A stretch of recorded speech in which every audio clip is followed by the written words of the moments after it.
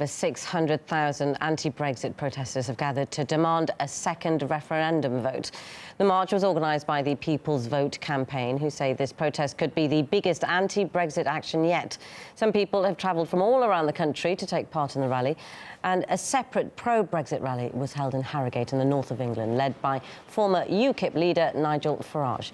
British Prime Minister Theresa May has dismissed calls for a second referendum on Brexit. However, some MPs have voiced support for the protests. The UK voted to leave the EU by a narrow margin in 2016, with the deadline for London's official divorce from Brussels set for March next year. Well, we'll discuss this further now with Ben Harris-Quinney, who's the chairman of the Conservative UK think tank and the Bow Group. Thanks for coming onto the programme, Ben. This protest that we've seen has been described as the biggest in the UK since the Iraqi war. Will the government take notice now that, I mean, we're looking at nearly 700,000 people protesting and voicing their concerns? Will the government take notice? Will they allow the British public to have their say on the final deal? Well, firstly, those figures of 600,000 are not what the Metropolitan Police are saying. That's what the organisers of the protest are saying. We know that tens of millions of pounds have flooded in from people like George Soros to fund these kinds of things. But until such a time as in excess of 17.4 million people come out and protest, I think we can assume that Britain's largest exercise in democracy in its history, the EU referendum, still stands. Does that mean you're dismissing, Ben, does that mean you're dismissing the people who've protested today? Because there's hundreds Absolutely, yes, because a democracy doesn't work in that way.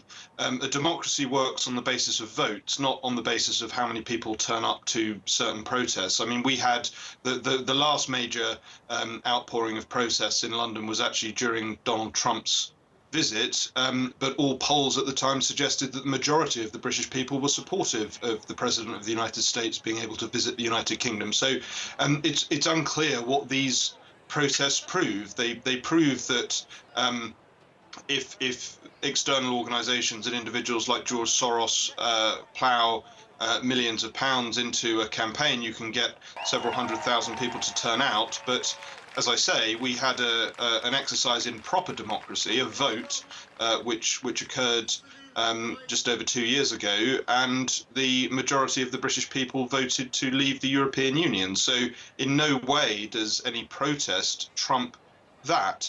And I think my question to those who are calling for a second referendum is exactly how often do they wish to have a referendum on our membership of the European Union? Every year, every 6 months, every month? I mean, it's ludicrous.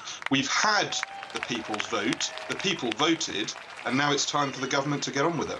But these people protesting are saying that they had the vote. Yes, it was a narrow win, but they feel that they've been lied to, Ben. Have they got any right to feel like that, do you think? That's why they're on the streets. And, you know, for you to dismiss those thousands and thousands of voices, is that fair to those people?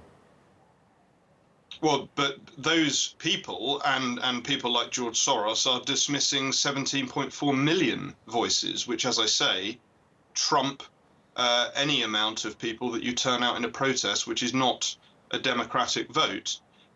What I would say to people who feel they've been lied to is that the circumstances of the EU referendum vote was very clear. It was to leave the European Union, to leave the single market, and to leave the customs union. And that's what Brexiteers have continued to campaign for. We haven't had a Brexit government, which David Cameron called for when he left office. We haven't had a Brexiteer Prime Minister. We haven't had a Brexiteer cabinet. And 70% of Parliament is made up of people that voted for Remain. So in terms of implementing what Brexiteers voted for, we would very much like to do that, but we're not in government. Yeah, and how likely, though, is it, and we have to look at this very quickly, Ben, is it that the UK will leave the EU without any deal whatsoever? Because that wasn't part of the promise, was it? Well, again, as I say, Brexiteers are not in government, so we are unable to deliver what we set out as our vision during the Brexit referendum. We have a Remainer Prime Minister, we have a 70% Remain cabinet and a 70% Remain parliament. I do think that needs to change, but it won't change before the Article 50 deadline. I think a no-deal Brexit is the most likely because of that circumstance. We haven't been sending negotiators that believe in Brexit, and that's what we need to do. And I think eventually we will get a Brexit supporting Prime Minister and a Brexit supporting cabinet, but it's yet to happen.